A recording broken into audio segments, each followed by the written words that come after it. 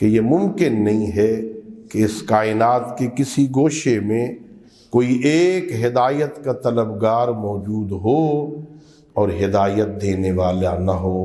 یہ ممکن نہیں ہے کہ بندے لوگ موجود ہوں ہدایت چاہنے والے اور ہدایت دینے والا نہ ہو، یہ ممکن نہیں ہے۔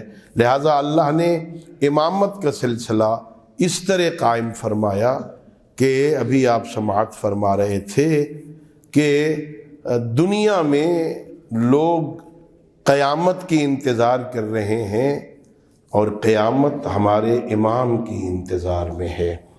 جب تک امام نہیں آ جاتے قیامت رکی رہے گی، آ نہیں سکتی قیامت جب تک ہمارے 12ویں کا ظہور اس دنیا میں نہیں ہو جاتا۔ اللہ نے ہمیں اس نظریہ امامت سے وابستہ فرمایا، اور عزیزو خالق کائنات نے جو عقیدہ ہمیں عطا فرمایا، ہمارے ہاں عقیدہ یہ ہے کہ جس طرح نبی بنانا اللہ کا کام ہے، امام بنانا بھی اللہ کا کام ہے۔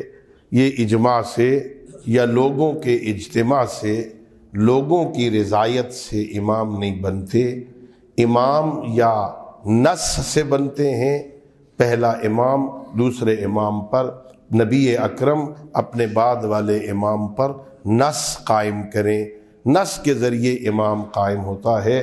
ہمارے ہاں عقیدہ ہے امام منصوص من اللہ ہوتا ہے، اللہ جسے امام بنائے وہ امام ہوتا ہے، بندوں کا کام امام بنانا نہیں ہے۔ اور اللہ رب العزت کا لاکھ لاکھ شکر ہے کہ ہم جنہیں امام مانتے ہیں ان میں سے کسی کو بھی ہم نے امام نہیں بنایا، بنایا اللہ نے ہے، بتایا محمد مصطفیٰ نے ہے۔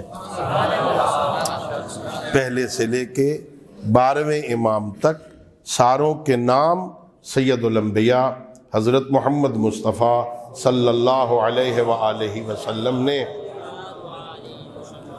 خود اپنی زبان مبارک سے نام لے کے بتائے۔ ان قرآن مجید کی آیتوں کی تفسیر میں جب لوگوں نے پوچھا کہ یا رسول اللہ اطیعوا اللہ و اطیعوا الرسول و اولی الامر منکم، یہ اولی الامر کون ہیں جن کی اطاعت کو اللہ نے آپ کی اطاعت کے ساتھ ہم پہ فرض کر دیا ہے؟